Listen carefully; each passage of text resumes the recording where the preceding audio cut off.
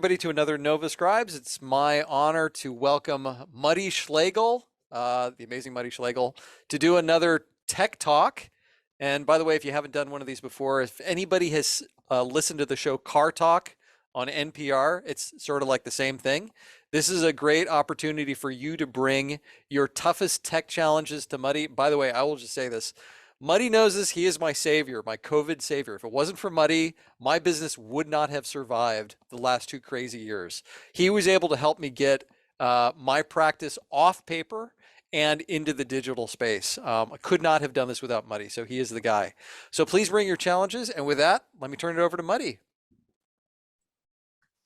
Well, that's delightful. Hello. It's good to see everybody tonight. When Brian asked me to set up the session tonight or to come on and do the session, he said 2 things. First of all, he said that there was some requests and people were talking and said, hey, we ought to get Muddy back. And then he also said, you don't need to prepare anything, just come and react. And so, and help troubleshoot. So that's really my objective for tonight, is to help you feel like you are getting your money's worth out of this session tonight. So I don't want to take a lot of time talking about anything that isn't super relevant. So as a result, I've posted 2 questions in the chat for you. And I call this exercise the high bar, low bar. So high bar being the best thing. What's the best thing that could come out of this session for you? What would be a kind of total home run? And then the low bar is, what's the minimum thing that would still make this time useful? As long as blank, at least blank, this still would have been valuable. So feel free to share those, and I can see them. You all can see them. Brian, feel free to kind of key any of those questions up for me. But the first thing I would say is, so I have noticed through COVID, certainly when COVID hit, we all kind of, as visual practitioners, kind of went to the virtual space. And there were a couple things that happened. And I don't know if many of you know this story. I'll just share kind of a quick 2-minute story. At the beginning, one of the things that kind of prompted some of the lessons and instructions and teaching things that I was helping folks with in the early part of the pandemic, we were, I attended as a participant a virtual workshop, and I can picture the 2 facilitators. I'm drawing a blank on their name right now, from the DC area, 2 awesome women who were leading this workshop about digital readiness. And one of the exercises they did, they had these 4 scales. We were all on a mural whiteboard, and they had these 4 scales around different aspects of digital readiness, kind of confidence and skills and equipment. And they asked you to put a dot on the chart, right? From kind of feeling not ready to ready, right? On a scale of 1 to 10. And there was probably 30 or 40 of us in this workshop, and we all, you know, you could see everybody's kind of dot moving around, but you don't really know who's who. And so we all kind of put our dots on the chart and then kind of step back to look at the results. And most of the dots were in the kind of 2 to 5 range on all of these scales. It varied a little bit, but it definitely clustered in, you know, kind of the lower half. And then there's these dots up here, kind of 1 dot at 8 and 9 on these different scales. And I looked, and those were my dots. And I didn't know that, but I looked at this chart and it's like, wow, that was the wake-up call to realize this community, my peers, is feeling kind of 50% ready for this digital transition. And I was feeling more confident and more prepared for this digital world, because I've been doing virtual work since I started my business in 2016. In fact, if you go back in the NOVA Scribes archive, I reached out to Brian long before kind of hybrid was a thing and said, hey, you're doing this workshop.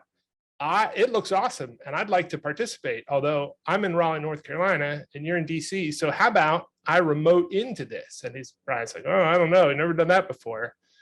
And I was like, trust me, it'll be fine. So there's this one session way back, probably 2016 or 2017, where I am participating virtually and the rest of the participants are there in person. So in any case, after that workshop, and I realized there's a need and I'm in a unique position, I kind of stepped into that need to begin to teach people how to work virtually, work visually in a virtual world.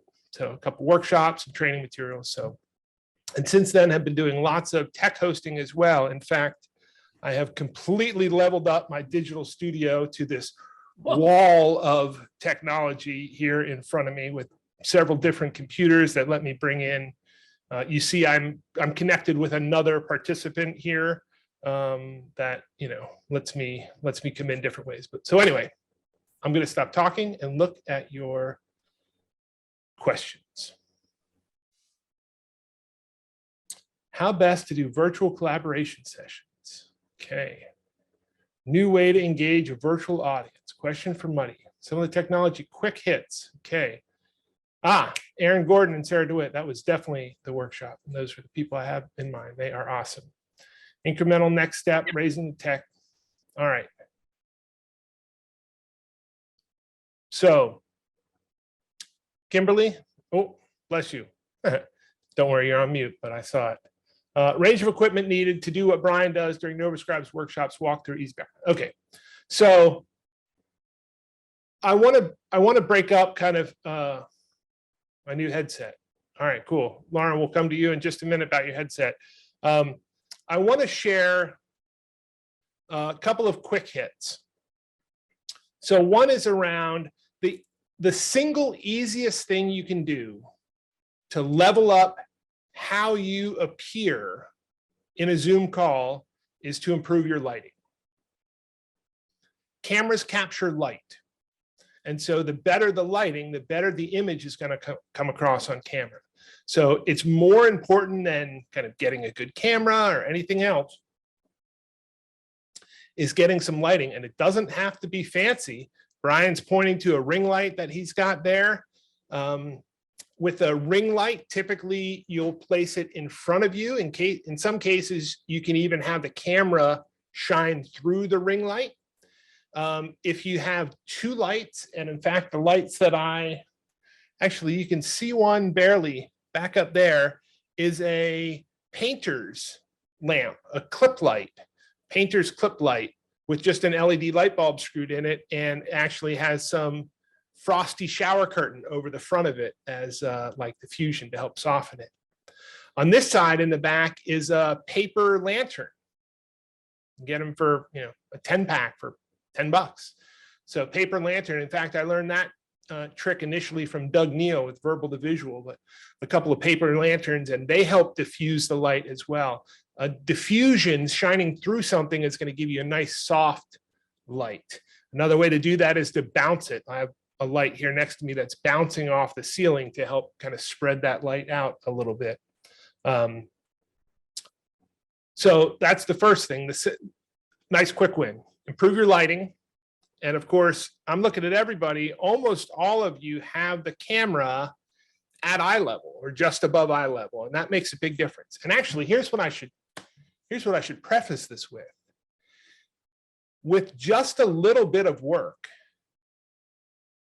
you will easily be the best looking, most professional person in your meetings. And what happens is when you look good and when you look professional, you have authority. And leaders that don't look good and don't sound good lose their authority. So all this work is going to help you level up your influence and level up your authority in meetings. Kimberly, that lighting looks great. One more quick, I have dual screen mode in Zoom right now. So you just happen to be on this view up here. So I noticed you. All right, last quick lighting tip.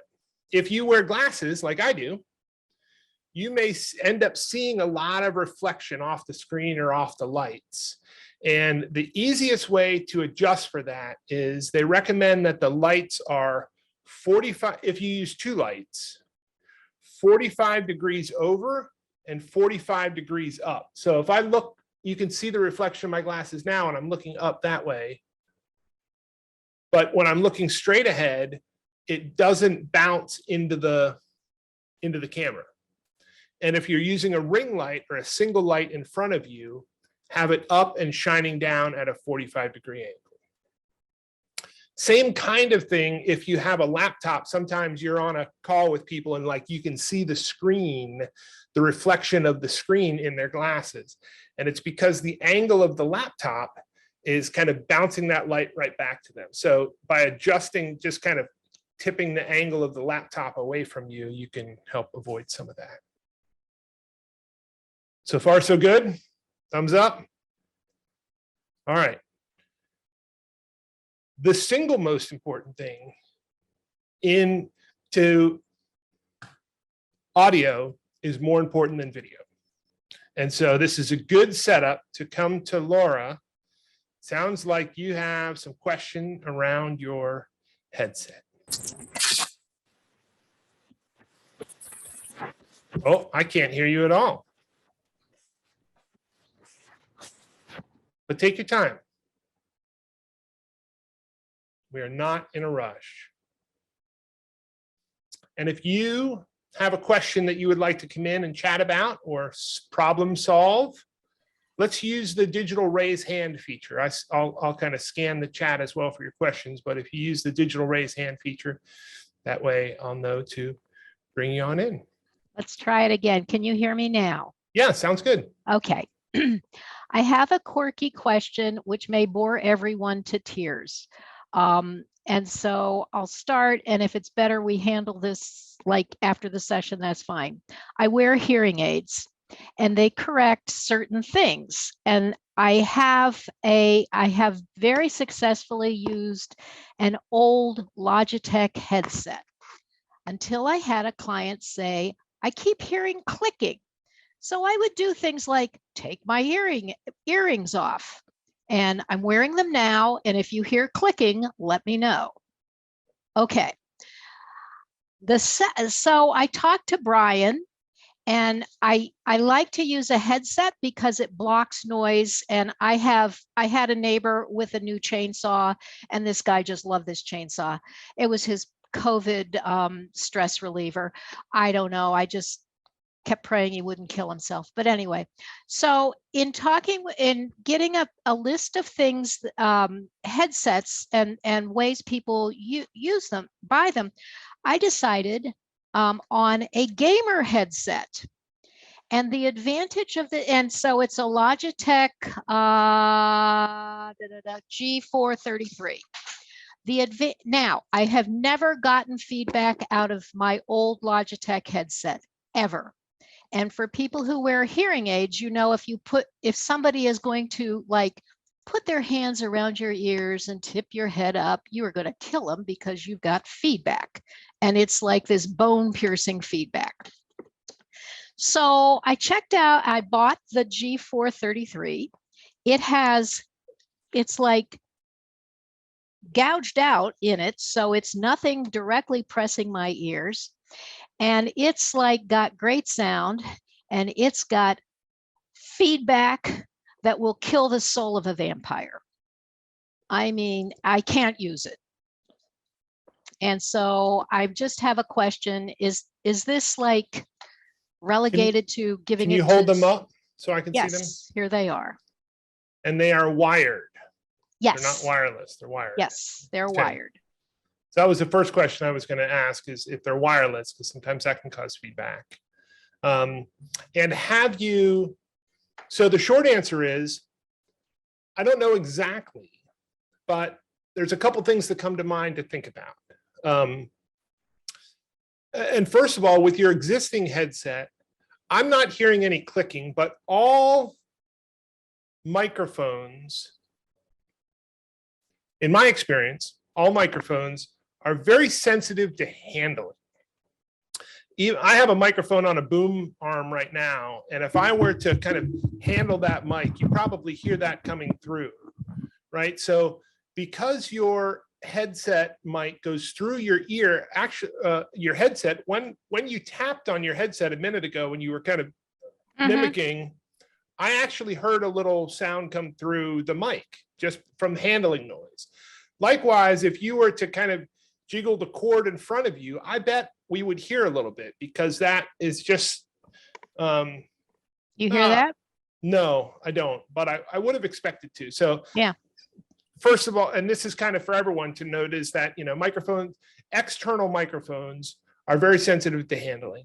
And in fact, if you get a microphone that's attached to your desk, they can be sensitive to when you're tapping on your desk as well, because that kind of vibration travels through the arm. And ultimately, that's how mics work, is by capturing the vibration. So adding any vibration can increase that. The next thing you're describing about these new headset is it is an over-the-ear design as opposed to on-the-ear design. Yes. And so theoretically, it shouldn't cause the same kind of feedback you would get when someone covers your ears, holding it with hearing aids. And, because of the way that the hearing aid works, of kind of, it's listening, right? But it's now out here at the outside of your ear. So, or, closer to it. So when you put your hand on it, it's really kind of compressing those sound waves, right? And so one initial thought is, so two thoughts that came to mind as you were talking is, one is my dad's hearing aids are actually Bluetooth compatible.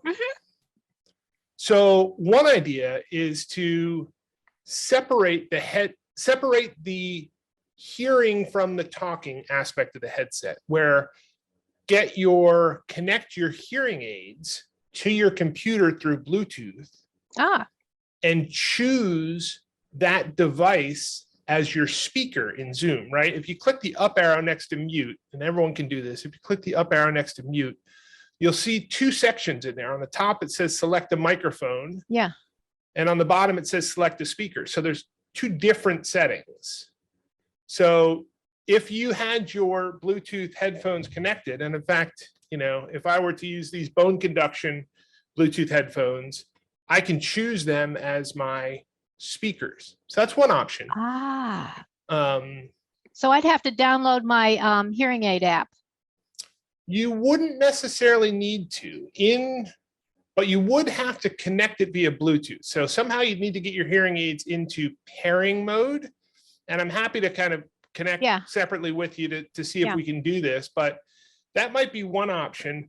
The other thing that occurs to me is that these new headphones may fit so well that even though they're over your ear, they're still causing the same thing by trapping and kind of compressing the air around your ears, which is causing the feedback. Okay. And then the last thing that occurs to me is, potentially with headphones directly on, you might be able to get away without the hearing aids and just kind of cranking up the volume. But I don't know if that's true or not.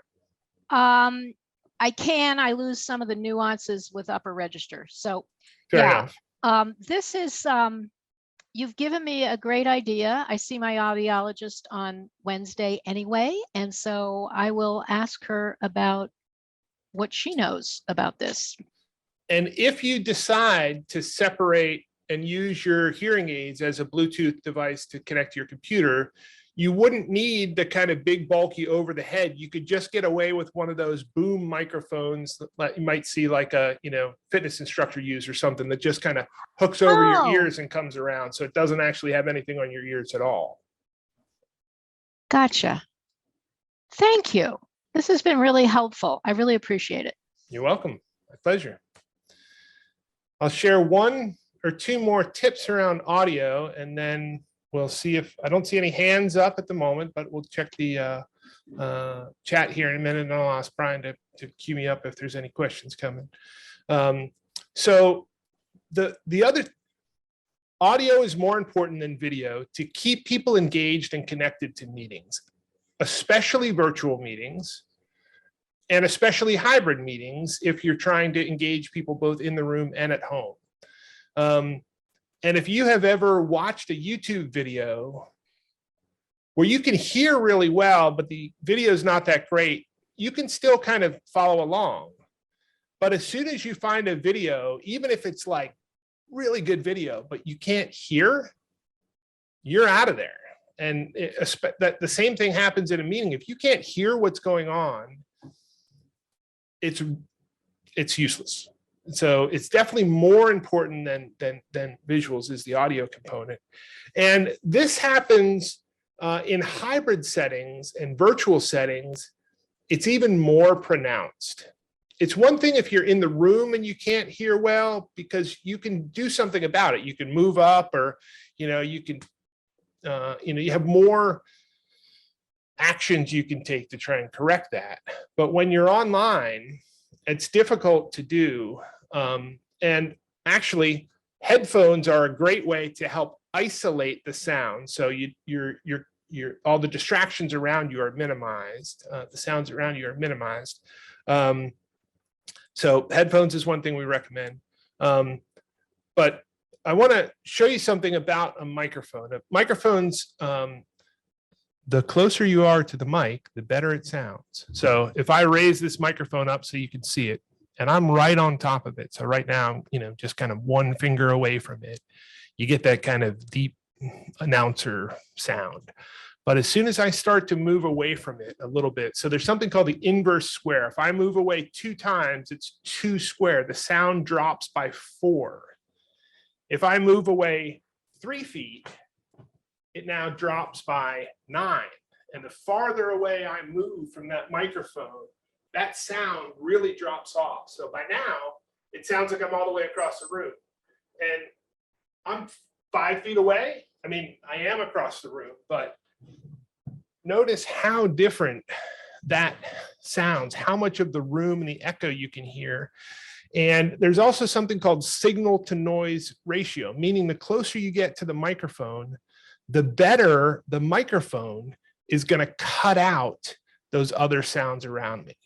So if my dog is barking and I'm close to the microphone, you're going to hear it less than when I'm across the room and the dog is barking. You're going to hear it more. So the best thing you can do to improve your audio quality is get closer to your microphone. It's one of the reasons a headset microphone actually works pretty well, because it stays close to you. You're only a couple inches away from it, no matter where you move. All right. So Muddy, I want to go to the chat. Kimberly had a question. I need a refresh on how to best do virtual collaboration sessions. I've attended Muddy's Tech Talks before, and I have trouble recalling my notes. Kimberly, I got a follow-up question for you. Tell me, when you say virtual collaboration, what does that mean to you? How does that show up? Am I on? Yeah. So Muddy did this wonderful session with the IFEP, and I took a SCAD of notes and of all the different setups and all the different ways to stay analog, but be able to project or go totally digital. And I didn't know if we would have time for that. I don't have anything specific, but just sort of a nice overview of all those different options and ways to interact was sort of my ask. So it's very generic. No, but it's good, because there's 3 things that come to mind. First of all, I used visual notes as part of that presentation, and I shared that as a handout afterwards. So that's one thing to go back and look for, is that you'll have some of those handouts. The second thing is the format that I used for all 5 of those settings was you only need 3 things: something to write with, something to write on, and some way to share it. That format stays the same for all of those. So writing on an index card or a piece of paper and holding it up to the camera, something to write with, something to write on, and using your webcam as a way to share it. Another way that we used was using a document camera. So if I slide this over and go to cue camera 2, roll camera 2. Okay, if I use my document camera here now, again, it's something to write on. In this case, I could have my iPad and I could write on my iPad with the stylus, but then I'm using my document camera to share it. So something to write on, something to write with. You could connect your iPad as a camera, right? As your video camera. In which case, you're writing on your iPad, writing with, but now I'm not using a document camera. I'm writing directly on the iPad and it's coming through as my camera. So that actually might have been one of the more advanced setups. But the other things that I talked about is using a webcam on a microphone stand and a long extension cord. You can get a 30-foot extension cord, USB extension cord, and that way you can take a webcam and put it on a tripod or on I prefer microphone stands, and drag it over to that whiteboard behind you, that flip chart, right? And that way you can kind of bring it along with people. So you're writing on the flip chart with a marker and you're using the webcam to share it. The fourth and the last technique I showed on there in that setup was using a Wacom style, using a Wacom USB tablet to write on, and using a software program on the computer to write into. Like Brian's got a Syntec there, and he can draw right on that device, you know, into Photoshop. And I've seen him do this. So something to write on is the Cintiq. Something to write with is a stylus into the software, and then the software is the way to share that, right? You could do a screen share or something like that. So if you think about that simple model, something to write with, something to write on, and some way to share it, lots of different ways that you can think about how to apply that. Hopefully that helps. Okay, I saw Emily with her hand up earlier, but Kimberly, does that answer your question? Yes, it does. And I want to say what I have been doing when I graphic record is exactly what you showed. Is I plug my iPad in as my camera. And a lot of clients like that because they don't like they want to still present, right, and share their whatever they're sharing through Zoom. But then I have coached participants to say, okay, if you want to see what I'm doing, you can pin my camera and watch what I'm doing, or unpin it so that it's not getting in the way. And most of my clients have loved that sort of unintrusive way of recording, but still being able to see it as the conversation happens. So Yeah, that was a technique I learned from Muddy. To that point, something that Muddy and I were playing around with is what we were both finding is that when we were using our iPads and faking Zoom or whatever out, when we were using our iPads in lieu of our webcam, Zoom has a nasty habit of downsampling webcams. And so from our participants' perspective, we were noticing that our iPads were looking really jaggy and that the resolution is real low.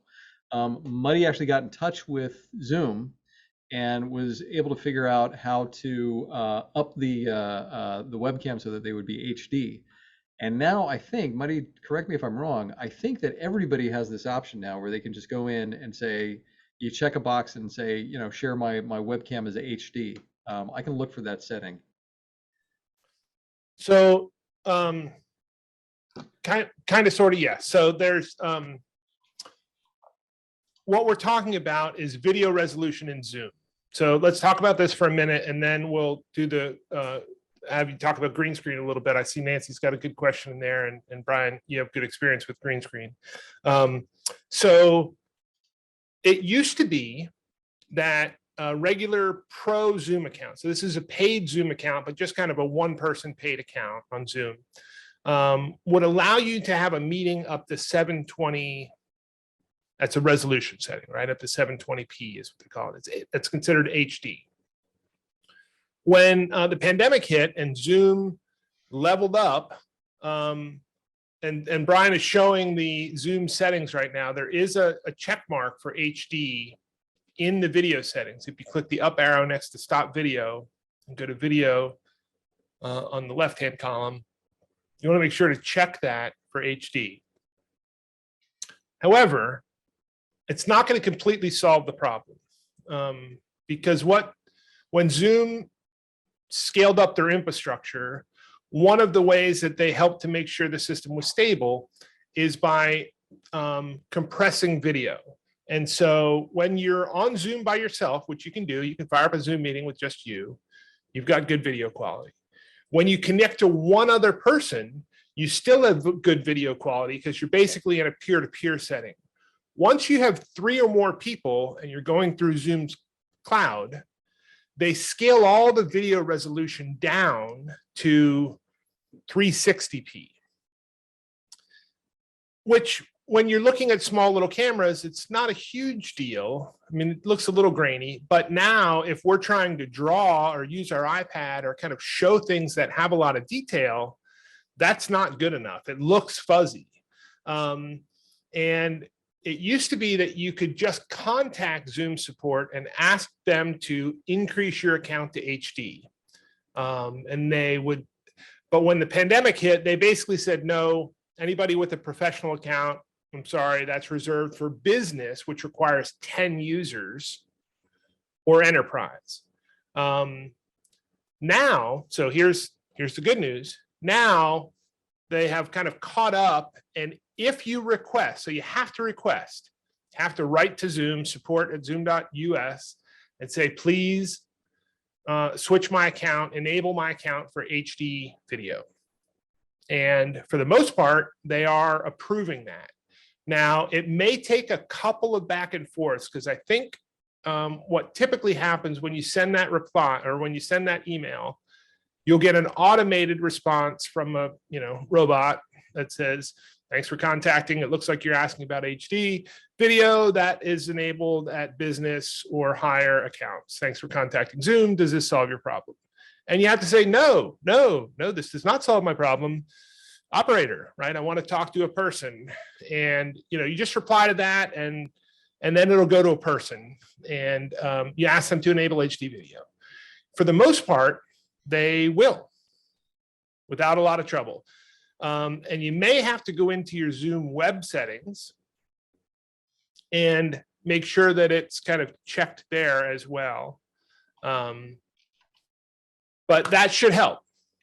Now, there's 2 other things I want to say about this. The first is there's one more higher level than HD, which is 1080p, which they call full HD, or sometimes it's abbreviated FHD. 1080p, you probably heard that. That definitely is really only available at business accounts and higher. In some rare instances, and Brian is showing the Zoom web settings right now, if you're able to get full HD 1080p enabled, the way to do that, so here's kind of the secret sauce of how to request this, is you have to kind of explain your use case. You have to let them know you are working with clients, you're helping facilitate meetings for clients, and you are taking notes on an iPad. You are using your iPad as a webcam and capturing written notes, and you're showing text and using this in a production setting. That's kind of one of the magic words, using it in a production setting. And you're asking them, it's actually called whitelist. What you're asking of them is to whitelist your account for 1080p video. And in some cases they will. And this is definitely going to take, several back and forths where they'll tell you no, and then you just say, no, I do not accept your response. Please escalate this to a higher level. And, you go back and forth. And the idea is, here's the rationale real quickly, is the idea is, look, I'm working with business clients that have business Zoom accounts or enterprise Zoom accounts. These are companies that have big accounts, but I'm helping run the meeting from my measly little account. But because I'm helping with this, the settings transfer from my account because I'm setting up the meeting. And so I need you to enable my account for this high level, because my clients that I'm working with and setting up this meeting, could do this if they knew how, basically. So that's kind of the thinking behind it. Yeah, exactly. I'm a producer, whitelist my account. So I was able to get, I have been able to get both Brian and my account whitelisted for 1080p through some of that language. So I'll tell you two other things about video quality, and then we'll go to the green screen. So the first is Zoom is really, really smart about only delivering what's needed and what's capable. So first of all, the meeting has to be capable up to a certain level, but then also someone needs to be, Zoom is only going to send you the highest resolution that your system can handle.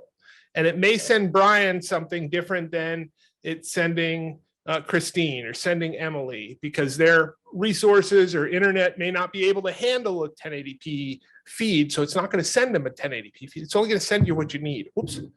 And the way to check this, everyone can do this right now. If you click the up arrow next to mute, go to audio settings, and then click on the statistics tab. Once you're in the statistics tab, click the video tab at the top. And that's going to show you what you are sending and what you're receiving. Now, your account may, your video or the meeting, so this meeting that we're in right now is a 1080p meeting. And in fact, when I'm looking at it, I am both sending and receiving 1080p video right now. You may not be.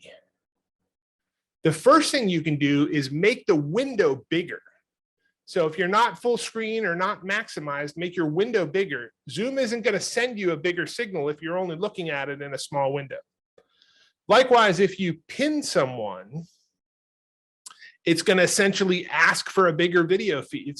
You're now filling the frame with one. If you're watching it in gallery view, you're only getting small resolutions of all the people, which is fine. And that's adequate for that. But now if you're kind of showcasing one screen, full screen, or pinning one video, full video, it's going to send you a higher resolution signal, if that makes sense. So, and you can test this. You can resize the window and see the difference.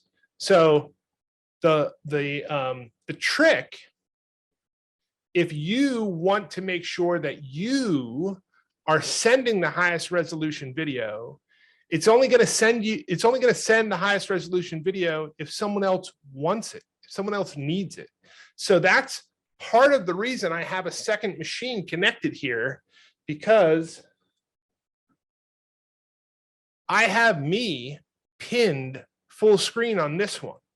Now it's weird because we're looking at a kind of third party, but on the second machine, I have my video pinned full screen, which tells Zoom, oh, somebody needs the highest resolution Muddy they can get. Full speed ahead, right? So that's so one way you can assure that you're sending the best video is to make sure, connect with another device or have someone else make sure that they have your video pinned. That's going to essentially tell Zoom to bring them. And the last thing I'll tell you about, so this is all fine and dandy for your account, but many of us are connecting through someone else's Zoom link. Whoever scheduled the meeting and set up the Zoom link, that's whose settings are going to take effect. So if you were able to get your account up to HD, but you're using your client's link and they don't know all this good stuff, then chances are it's still going to be a 360p meeting. It's still going to be that kind of lower resolution.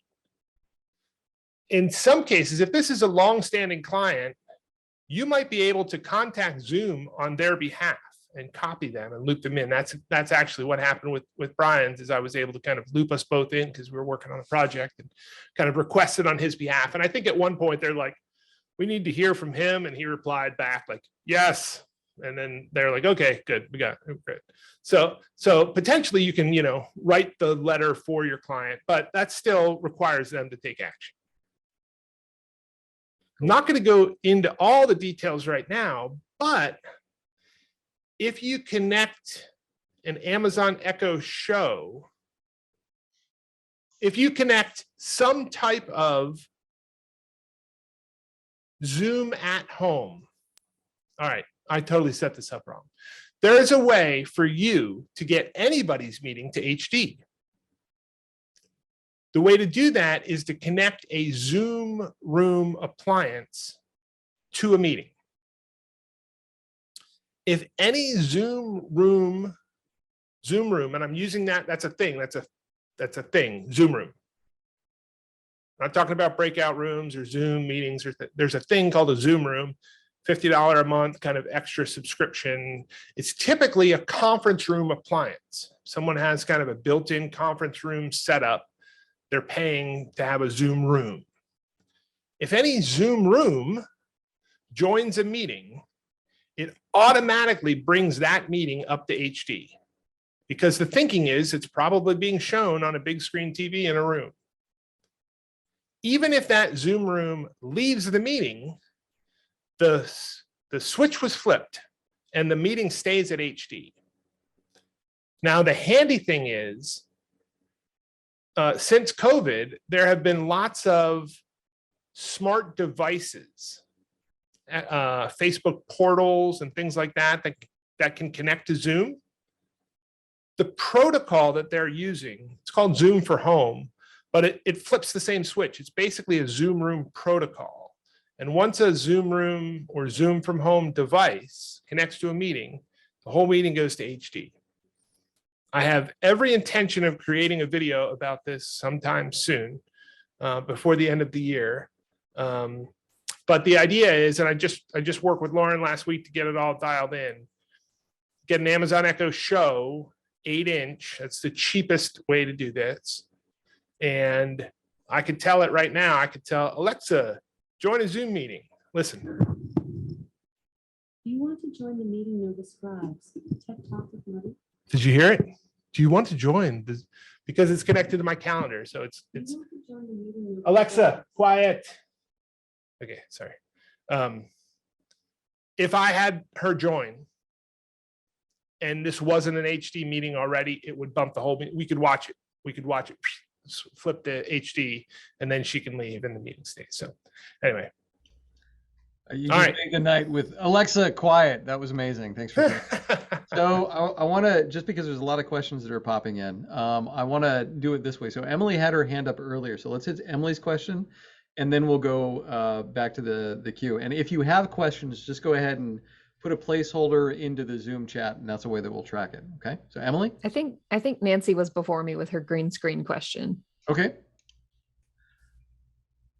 So Muddy, you want to speak to it and I'll show it? How do you want to do this? Oh yeah, so Nancy's asking around green screen, right? She's got a physical green screen, but she still gets this, and we actually saw it earlier when Laura was connected. I don't see her right now, but kind of, oh, she's there, but her video's not on. When Laura was using the virtual background, there were times she was holding the headphones up. It's like, you get these things where it kind of disappears, and the same thing can happen. So first of all, if you're not using a green screen, Zoom is using a difference algorithm. Basically, all the pixels that behind you in the background are not moving.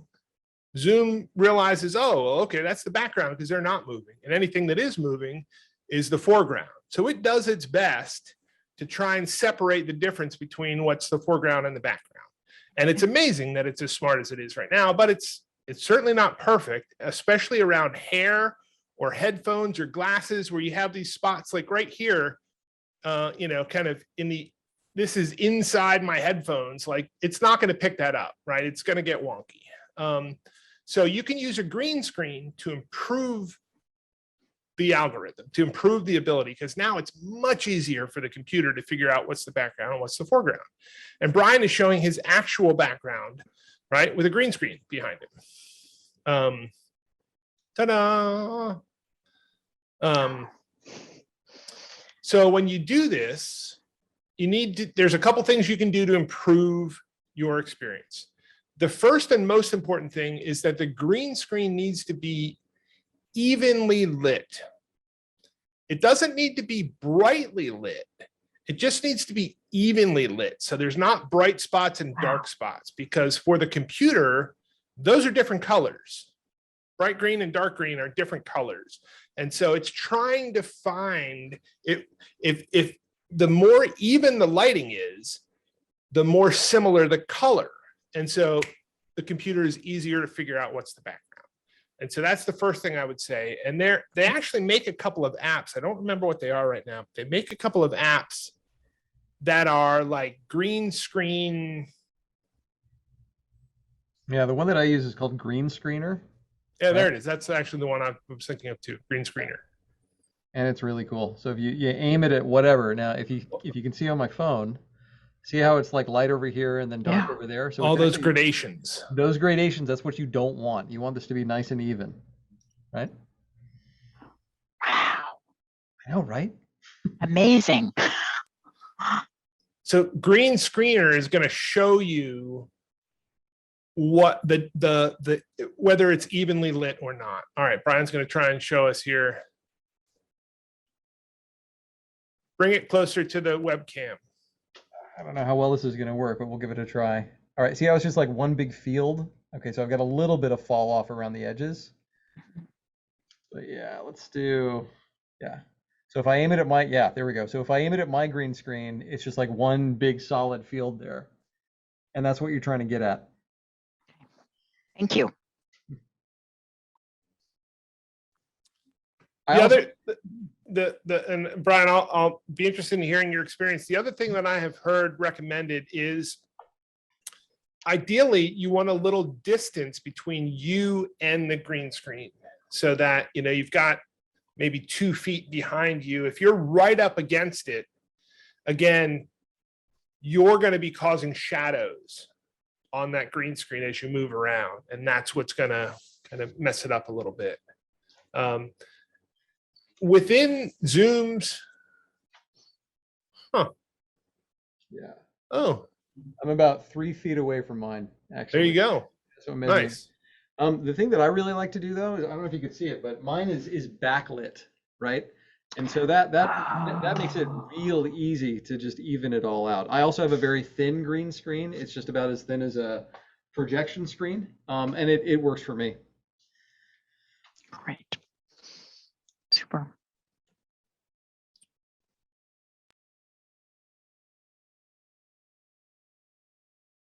Anything else, Nancy, around green screen? No, that is super information. Thank you so much. That's great.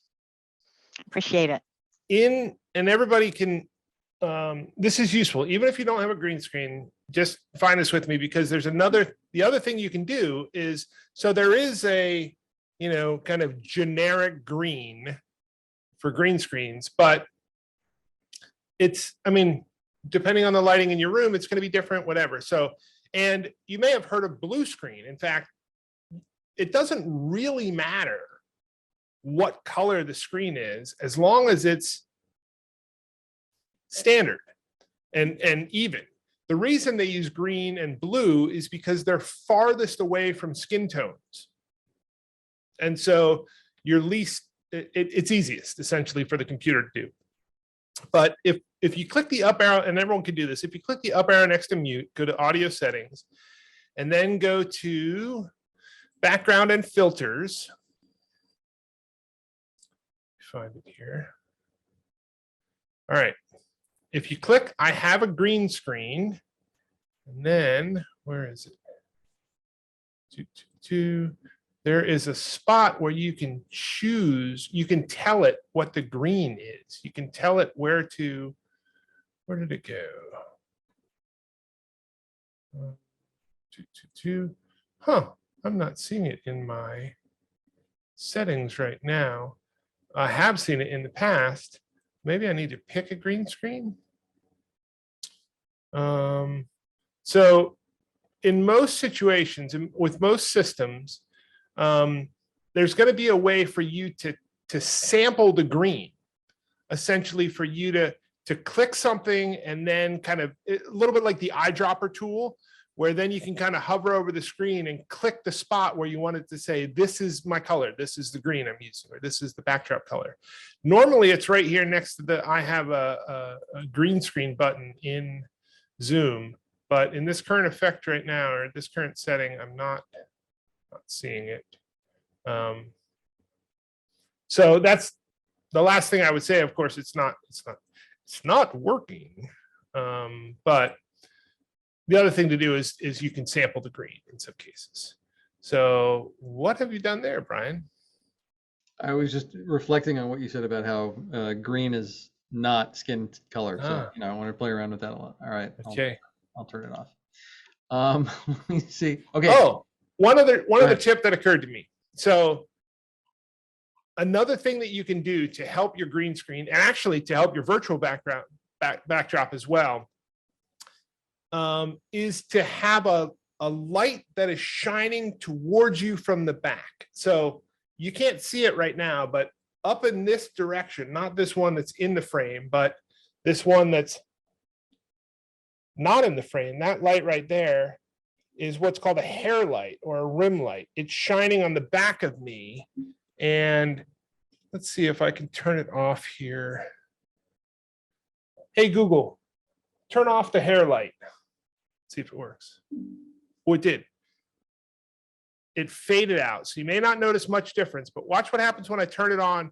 And of course, my background is kind of lit. Okay, Google, turn off the background light. There's one behind me on the floor. Okay, that one's off now too, right? So the background is kind of darker, at least in the center right behind me. Now watch what happens if I just turn this hair light back on, especially around this side over here. It's going to help me stand out from the background. Okay, Google, turn on the hair light.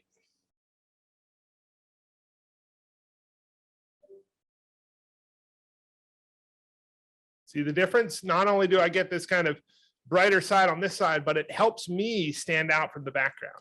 Okay, Google, turn on the background light. And now I stand out much more. So that's another thing you can do. Get a backlight shining towards the back of you to help you stand out from your green screen. All right, what's next? I think we're ready for Emily. So I came in late, so apologies if you covered this already. So one thing I want to do is share music during just work time in my workshops. And I don't want to do that through Zoom because it's awful and it messes up my Bluetooth headphones. And then I have to like either unsubscribe from my meeting and then come back, or turn off my headphones and turn them back on. It's like this whole thing. So I use OBS and a Stream Deck for video switching. And I'm wondering if there's a way to do audio through something similar. Yeah. Great. That's what I want to do, but not through Zoom. Yeah, so this is not through Zoom. This is through OBS. So this other participant called Tech Team has OBS playing music. And this is how I do the kind of background music as people are coming in. Oh, Brian's got some music going too. All right, you can turn it up too. So these are two different ways. Okay. How do you set it up on OBS? Do you mind screen sharing? No, I'll show you. OBS? But Brian, let's bring your sound up a little first. I didn't want to compete with yours, but also through OBS. I do it through the computer audio, and it's.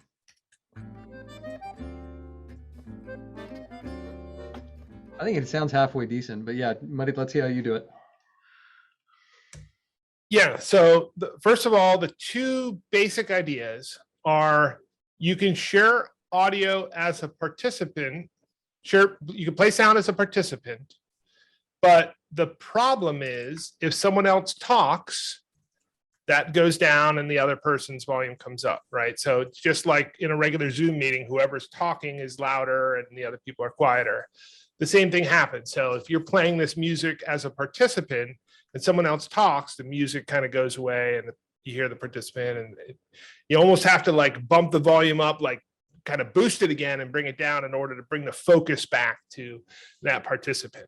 But that is a way to do it. The way that Brian is doing it, and you probably all see at the top of your screen, there's a little notice saying Brian Tarallo is sharing computer sound. So this is the better way to do it to avoid this problem. So right now, if you click on share screen, and you may not have the ability, and as a co-host, I don't see something, trust me, when you go to share your screen, okay, we're seeing Brian. So first of all, click on basic, Brian. So this is normally what you see. When you go to share screen, you see this, but up at the top, there's an advanced button. And if you click that, you can now click computer audio.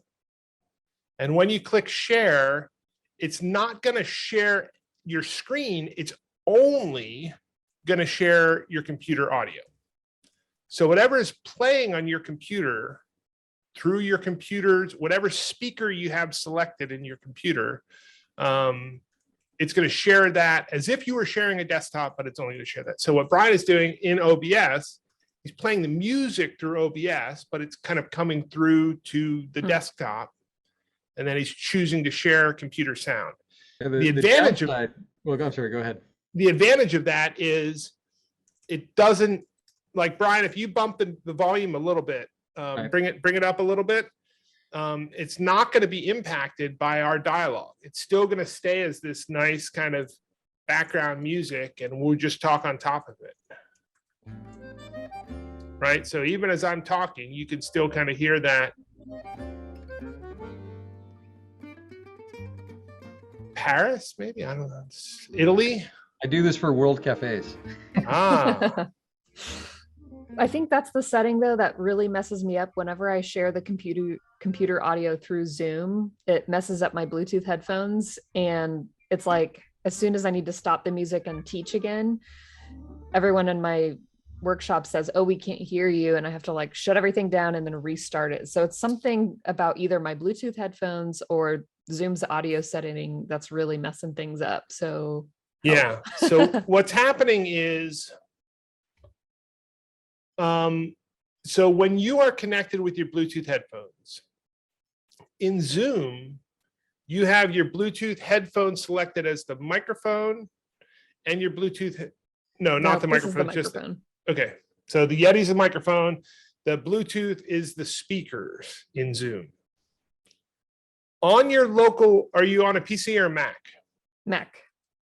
Are you able to see which speakers are selected in Mac as your audio, as your kind of desktop audio?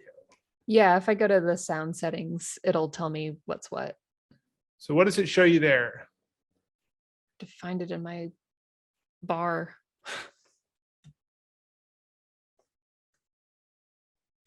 And of course, it's not in my top bar for some reason. There it is. It just says output, the name of my Bluetooth, and then I can hit sound preferences to Can you change change the output that your Mac is using as the speaker? Change that to whatever, your built-in speakers or just a different. Yeah, I can switch it. Okay, so go ahead and switch that. Check. In Zoom, make sure when you click the up arrow next to mute that your Bluetooth is still connected in Zoom. Yes, it is. Okay, I think this is the root of the problem, is that your Mac is Gotcha. also using the Bluetooth headphones as your desktop audio. So right now, if you were to play music, we're not going to hear it because your Mac is going to send that music to whatever speakers you just selected on Mac, your regular built-in speakers. So Gotcha. you want to try it? Yeah. Do I have to share screen or anything like that? Not yet. But first, just play music. And All right. Brian, why don't you go ahead and stop sharing for a minute, because we'll come to this in just a minute. How do I stop sharing sound? Oh, I see it. There's the button. While Emily's setting it up, let me ask you a question. Is there a way that I can share music that way while somebody else is sharing their screen? Or is it just one or the other? Just one or the other. Can you all hear things? The music Yes. is playing. It's like we really can chill. we can hear it, but my guess is what we're hearing is your microphone pick it up, right? So we're hearing your Yeti, but that's fine for this example. What we'll have you do in just a minute, and in fact, now that I'm talking, I can't hear it because Zoom kind of pushed it down. But now, if we'll let it come back to you for a minute and hit the mute button in Zoom. Let's just test to make sure that we were hearing it through your microphone. Okay.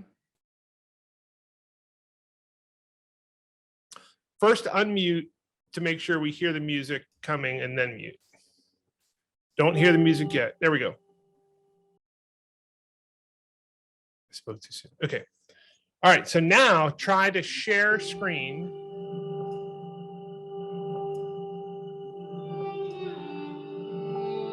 Well, we're viewing your screen also. So Right. unshare your screen Okay. and just share computer audio. So stop screen sharing, go to screen share, go to advanced, and click computer sound. Oh, right. I think that's working. Sounds way better. Yeah. And now Cool. you can mute yourself. Go ahead. Muting.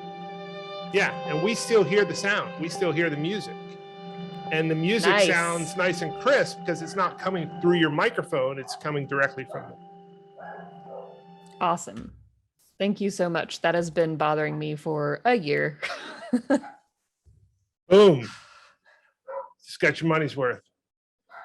All right. Okay, I What's think the next next? one comes from David Matthew Pryor, who says general recommendation of a headset microphone combining audio and speaking. Let's hear a little bit more about this. I have a sense, but can you share a little bit more about your thinking or your needs? Yeah, I mean, just what you were talking about earlier about, some people have a separate mic on a boom or separate, but then some people just, if I'm not going to go to that route right now, and I just wanted a wraparound thing that has the audio and the speaking together, is there one just for any like regular laptop that you would recommend, or any kind of brands that would have good quality, that I guess USB hookup? I'm not thinking Bluetooth, but I don't know, Oh, yeah. Whatever. Brian is going to come in and give the granddaddy answer to this in just a minute. However, before that,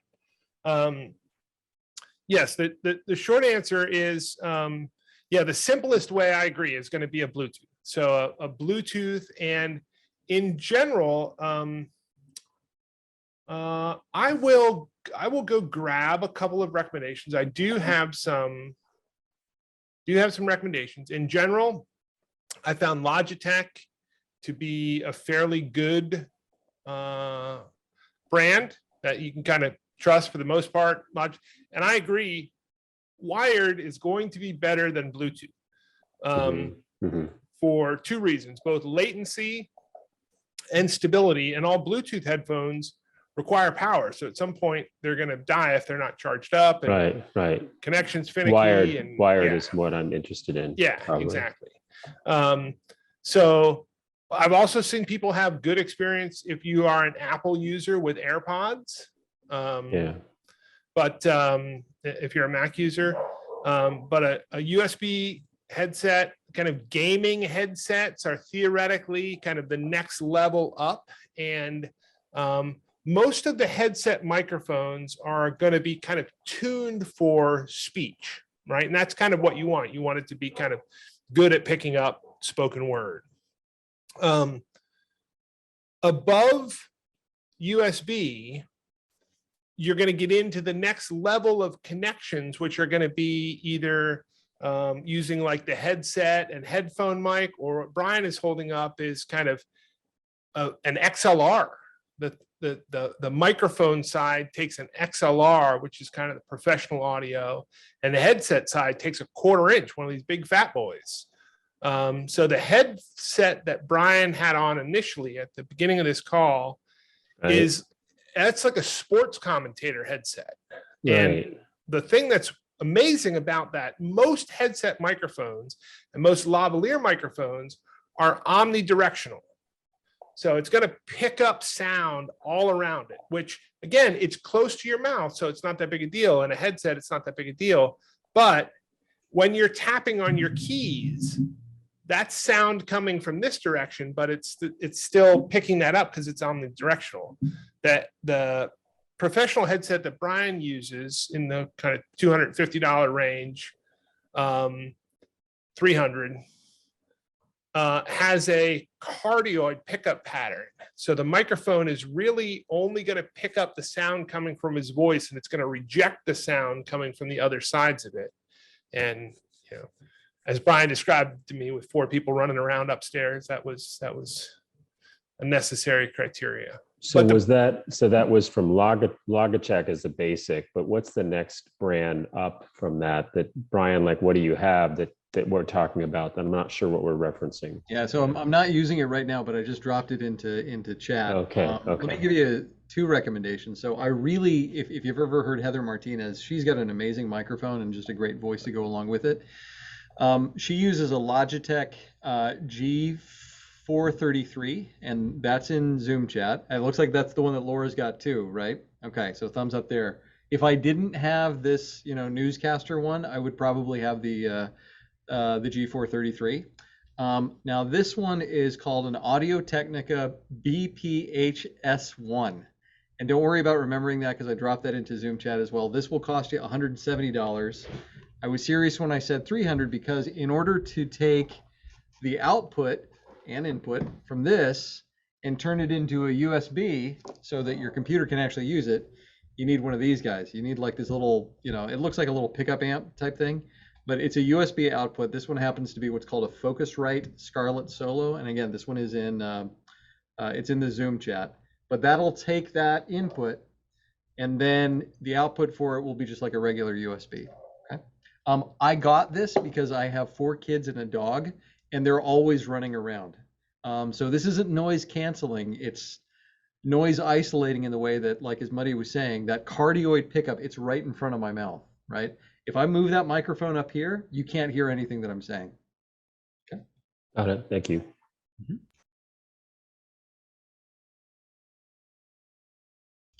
Let me see if I can find the next question. Let's see.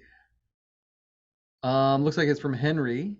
Could you go over some good options on how to connect multiple cameras? Are any better than other specific brands you can chat about?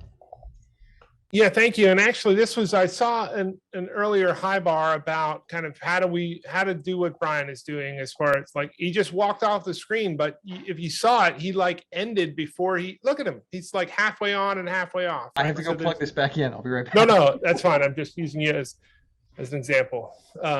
So Brian is using an advanced setup and I'm using an advanced setup with the second, wow, both these are advanced. So the idea is, so you can connect, let's see. All right, here's how I'll frame it in kind of 3 levels, right? So the basic level is well, I guess the basic level, we're making it 4 levels now. We'll probably be 5 before we're done, but the built-in camera is really the base. It's not great. Now, some of the newest laptops have okay, but for the most part, using the built-in camera is not going to be a great option. The next step up is going to be a USB camera. And for the longest time, they were only okay. The Logitech, like C930, C920, C922, I have one right over here. I'll grab it in just a minute. Are kind of have been the standard, and those cameras have been around for years.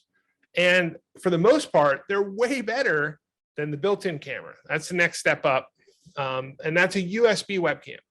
There are now actually some higher-end USB cameras that work really well. So the Logitech Brio is kind of the next. It's again probably close to $200. It's a USB camera, and the image quality is really good. There are a couple of other.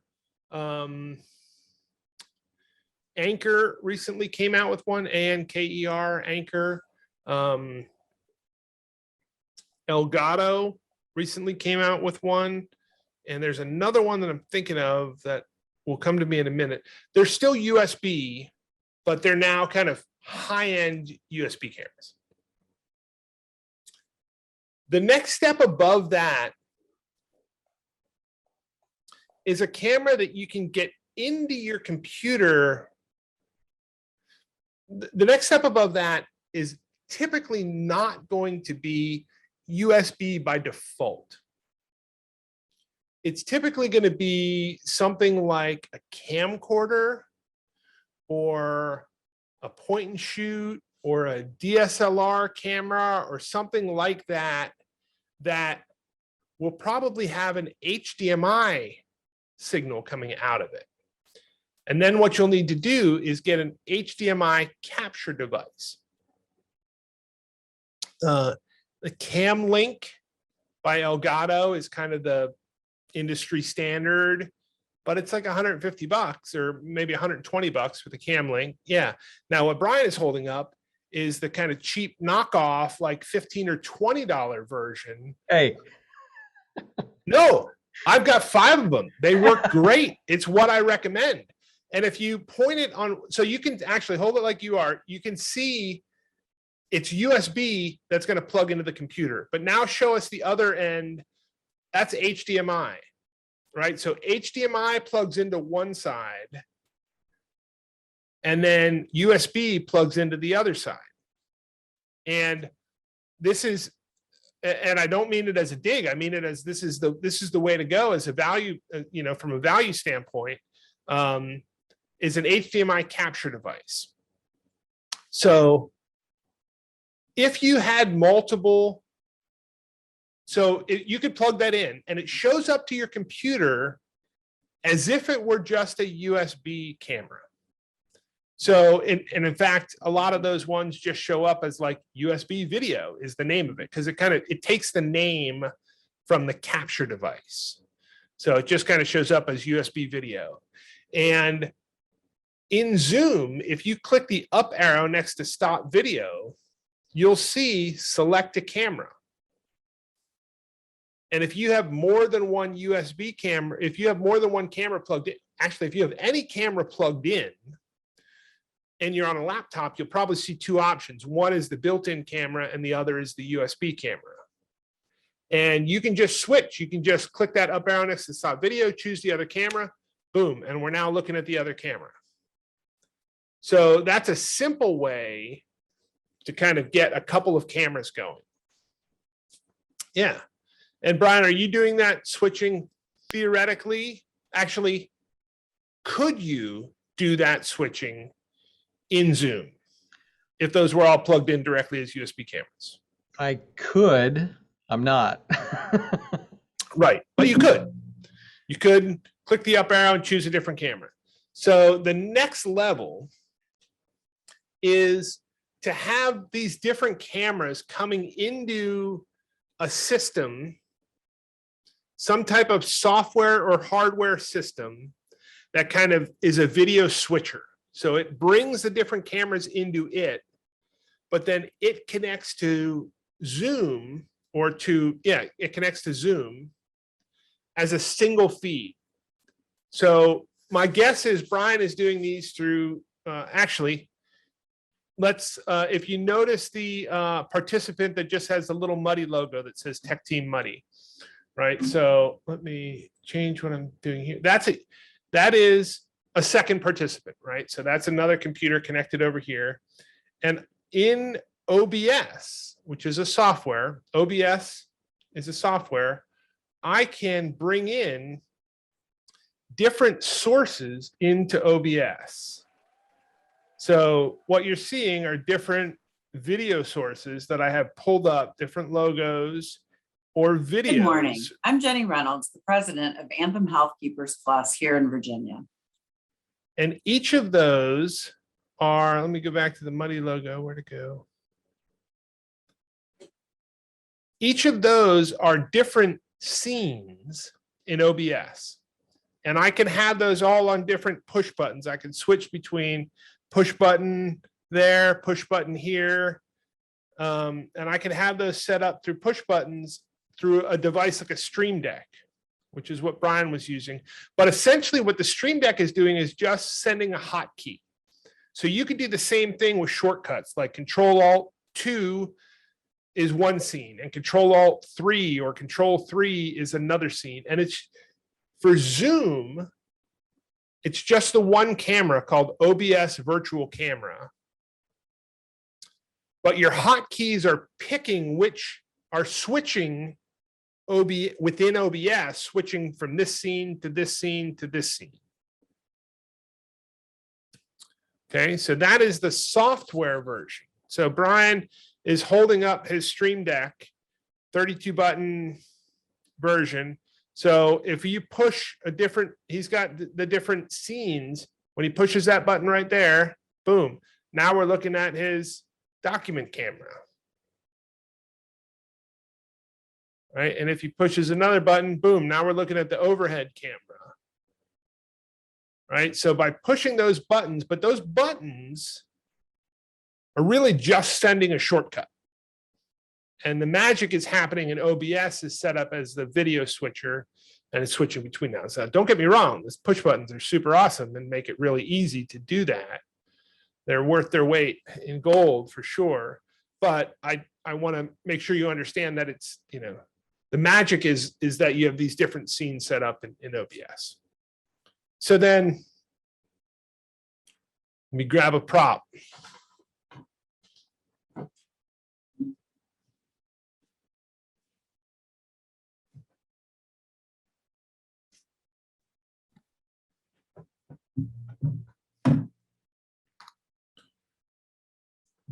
There is a hardware version of video switching as well, something like an Atem Mini.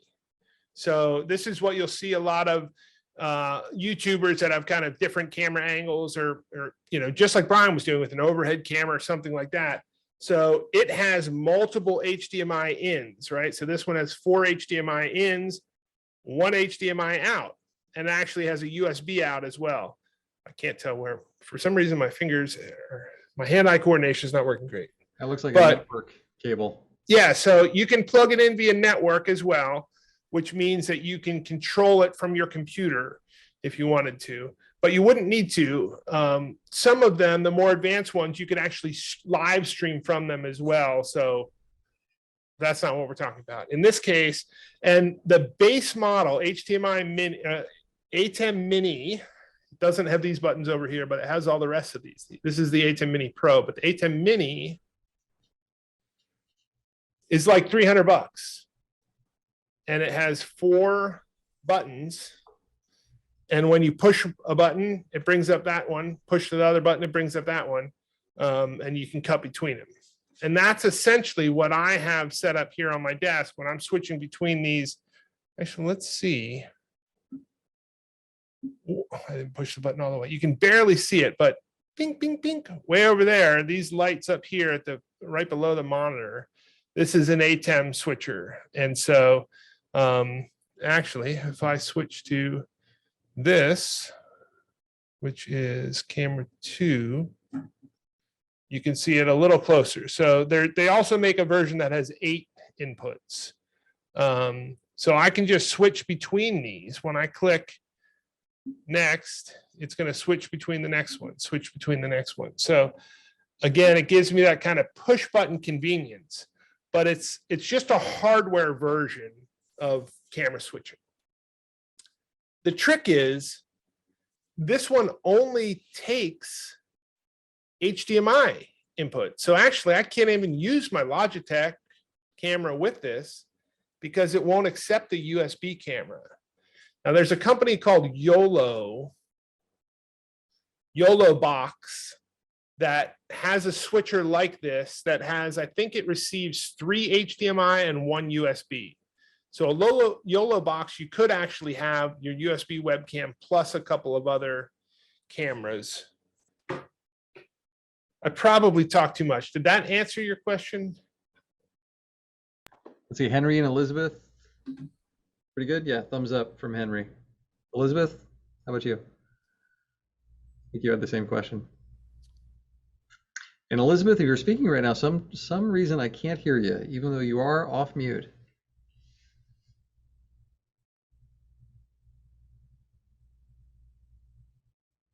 So here's a question for everyone. Well, and Elizabeth, as soon as you, if you click the up arrow next to mute and select your microphone, maybe we switch something there.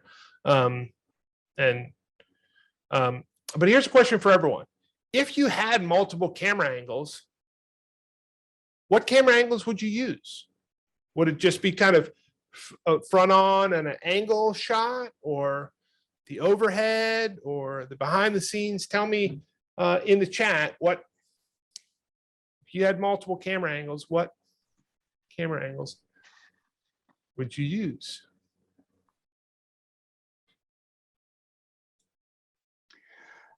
So I've got my, can you hear me now? Yeah, we can hear you. Go for it. Okay, yeah, I had to charge up my earphones. So my question before you go into that was just like, there's a lot of stuff on a small space and trying to figure out what devices, like I've got my webcam on the top of my monitor, which more or less is eye level, but it's not great and it's fixed. It doesn't, you know, and then I could set up another camera with another device for a display thing. But so I'm kind of looking for like attachment devices for some of this stuff. Great question. And this is an under discussed topic, but in my opinion, but this, all right, I want to get some props. Brian, I'm not sure what you're, oh, how's that for camera angle? All right, I'm going to grab a couple props to answer this question and take my headset off in the meantime. So talk amongst yourselves.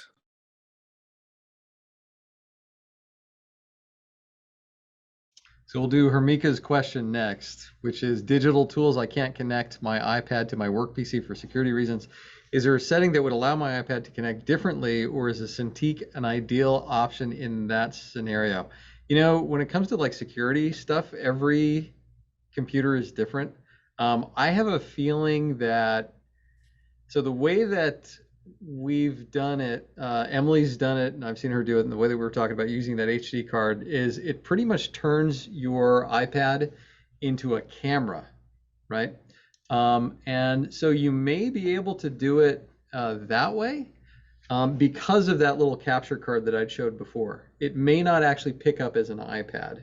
Does that make sense? Okay, yes, it does. Because I was wondering if it picked up as a camera or some sort of hardware like a monitor, then it wouldn't see it as a foreign device entering the network. Yes. And I would just like be clear with your, security folks to say, hey, look, this is what I'm doing. Not to, I wouldn't try to sneak that one in, just in case we're wrong. Sure, thank you. Now I do have a question about the Cintiq. Is it? I mean, looking at my iPad with the limited space that I have, the Cintiq feels so attractive for people who need lots of space like me. Yeah. Is that something that is probably ideal if I needed to, if I'm going to be scribing a lot or drawing in more space? I don't know the difference between, I looked it up. I don't know if there's a huge difference in features between the 22 and the 24 Pro. Mm-hmm. There's not a huge difference. The difference is, of course, like the real estate that you get. And I think the more screen space that you get, the better. Sure. What I would say is that I'm always using my Cintiq at least as a second monitor. And I can always, that's the monitor that you're actually looking at behind me right now. Okay. Now, 99 times out of 100, when I'm facilitating, I'm using my Cintiq. But if I'm scribing, I'm using my iPad.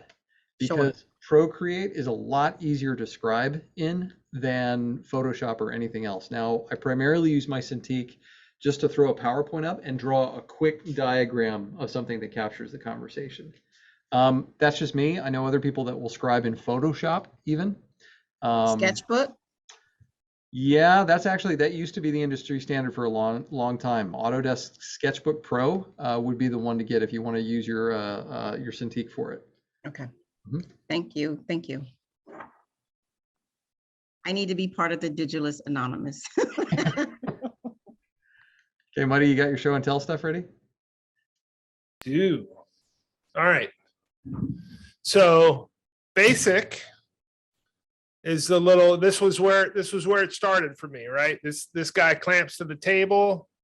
This guy holds the phone. In which case, if you want to go to a second camera, using your phone as a second participant, right? Like I'm in this meeting as two different participants. I'm just kind of showing my logo as the camera, but I could have my phone connected as a second participant. The trick is disconnect from computer audio, or do not connect to audio from the second device.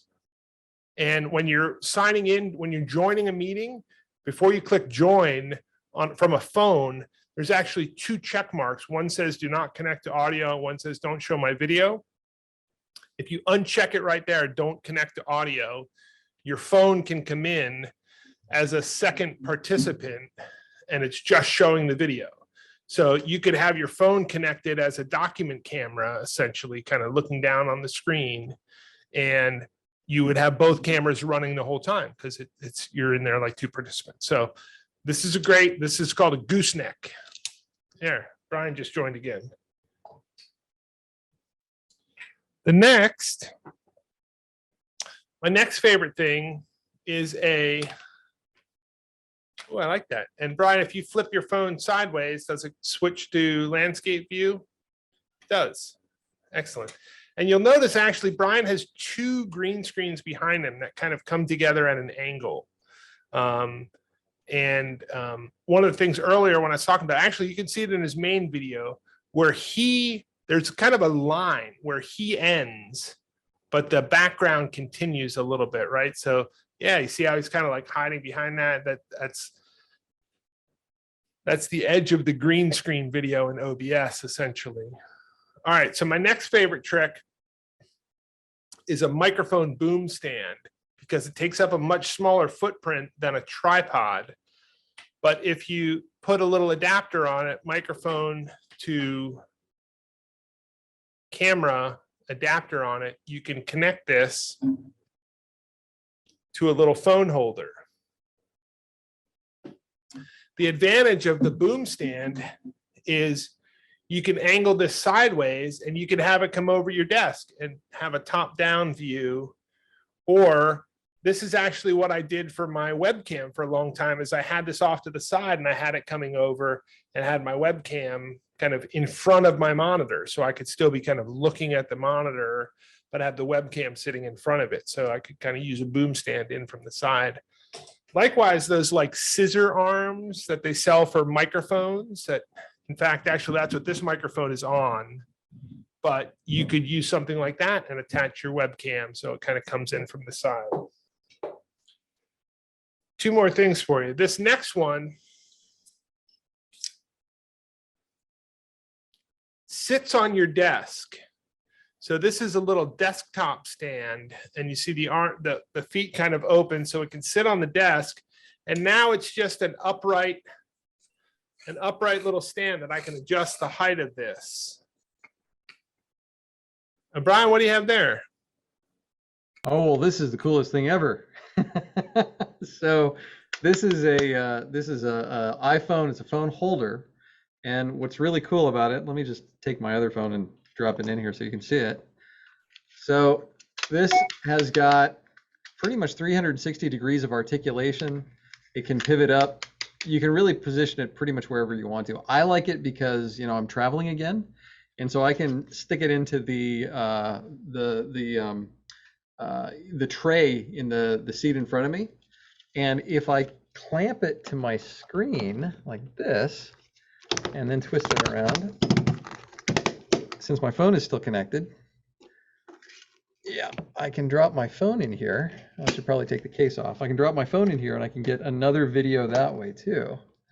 And my good friend Muddy actually gave this to me. So Muddy, thank you for that. What's this thing called again? Who knows? But here's where the link is. Here's where you can find it. Thanks for that. He gave that to me at IFEP. He was showing it to me, and I was like, "Oh, that's the coolest thing ever." He's like, "Yeah, want it? You can have it."